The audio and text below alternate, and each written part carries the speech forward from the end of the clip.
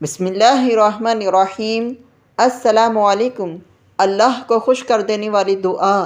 نبی اکرم صلی اللہ علیہ وسلم نے اس دعا کی وصیت فرمائی، جو شخص ہر نماز کے بعد یہ دعا پڑھتا ہے اللہ تعالیٰ اس سے خوش ہو جاتا ہے اور اللہ تعالیٰ اسے نیکی کی توفیق عطا فرماتا ہے۔ نماز کے بعد ایک مرتبہ ضرور پڑھیں۔ دعا کیا ہے؟ اللہم اعنی علی ذکرک و شکرک و حسن عبادتک۔